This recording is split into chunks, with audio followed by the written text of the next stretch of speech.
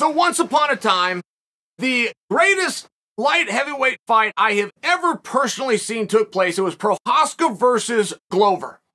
And Glover had this thing won. All the judges had already turned their cards in. He had the thing won. There was 30 seconds left in a round, of which I thought Glover was winning. But even if he lost the round, mathematically, he still wins the contest.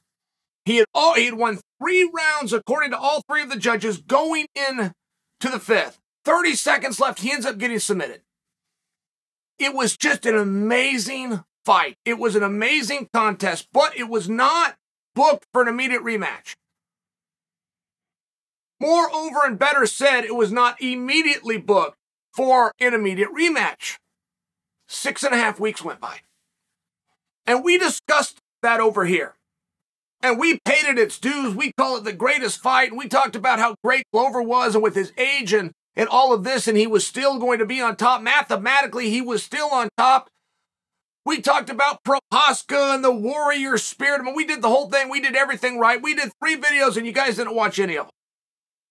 So on video number 3, I came and I told you guys, I said, man, you guys just aren't interested in this fight. It's the greatest light heavyweight fight that I've ever seen, but you have no interest in it, and you've made that very clear, which I suppose adds to the reason that this thing hasn't been rebooked. And I had a fan write in.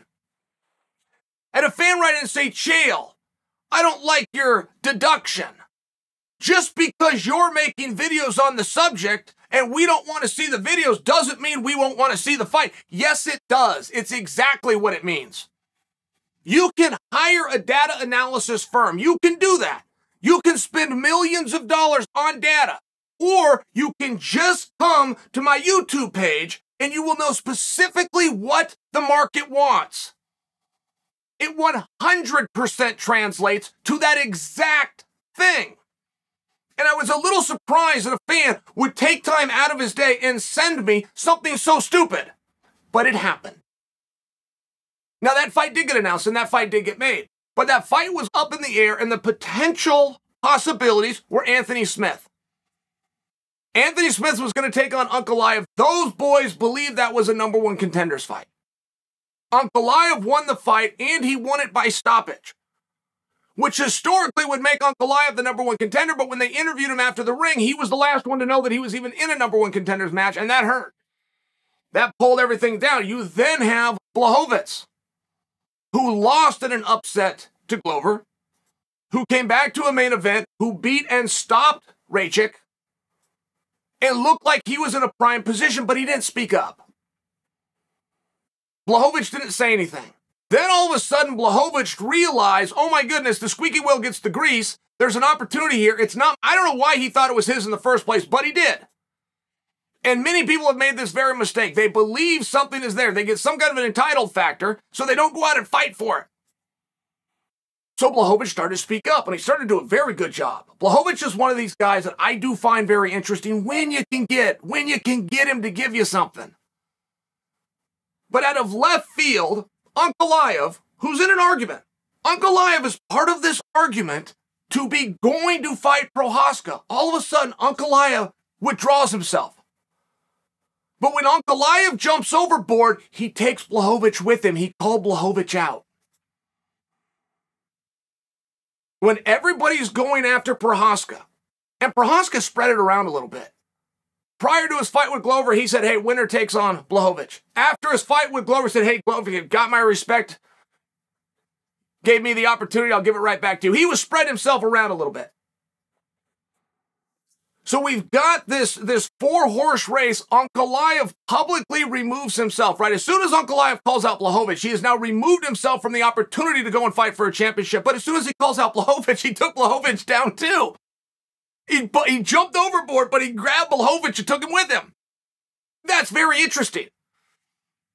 I brought this to you guys 20 minutes after this was done. I happened to be sitting in this very chair when he sent out the tweet, removing himself from title contention and saying he wants to fight Blachowicz and saying that that should be the #1 contenders match. I happen to be sitting here and I came and told you guys, these two are going to fight. They have to fight. I told you Glover is going to get the rematch. Glover did nothing. Glover did nothing interesting himself.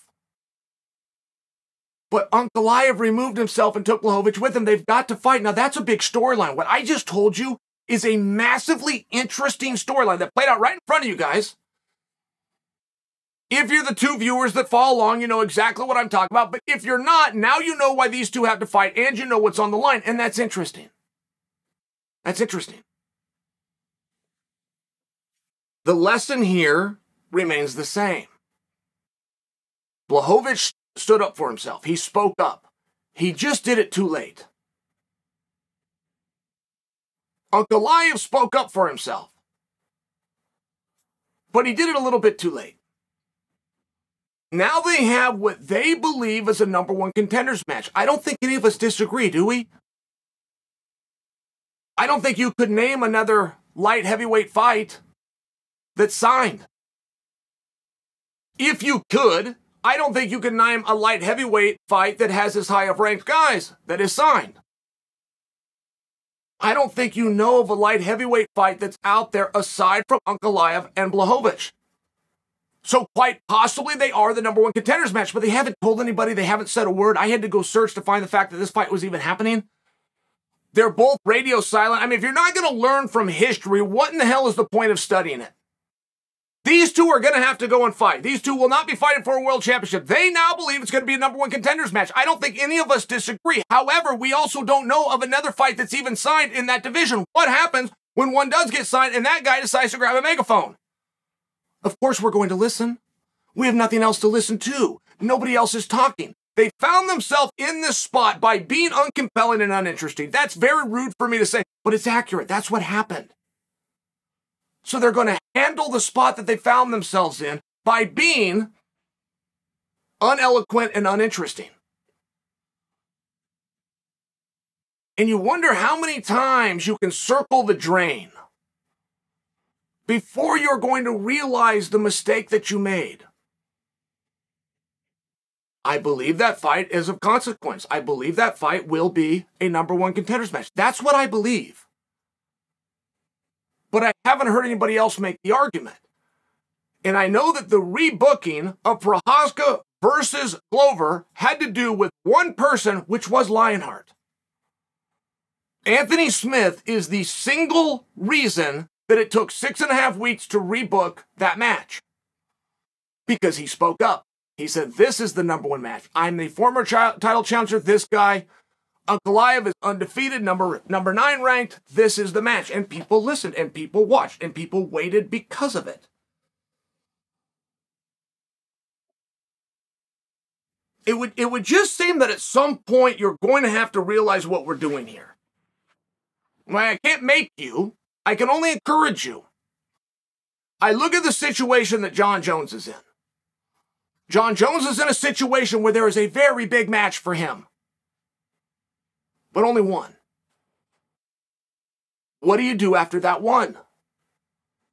I just look at that situation. The reason he had to leave 205 pounds, he got bored. People were coming to Jon Jones fight after fight after fight, dressed up as empty seats. He looks around and he sees, I got to make a change. I get some new parity. I got to reignite the fans, who will then reignite me. I got it. I understood it. I supported it.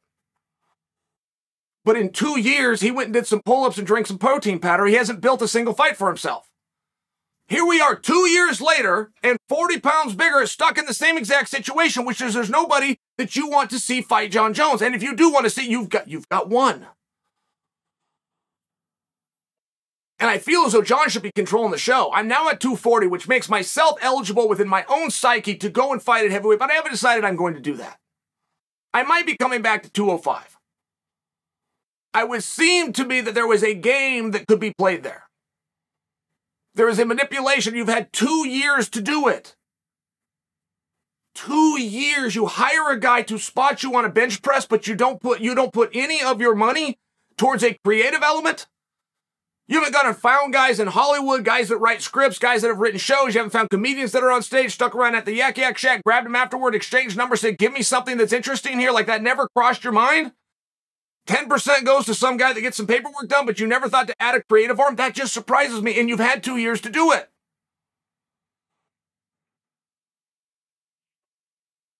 Blachowicz is going to fight Ankalaev. I get it that you guys don't care. Believe me, I fought my producer, Ryan, on even making this piece. You've made it crystal clear that you don't care. I understand that. But it's still a very hard fight.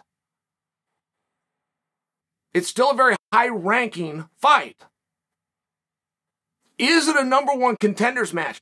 Not if they don't make it one.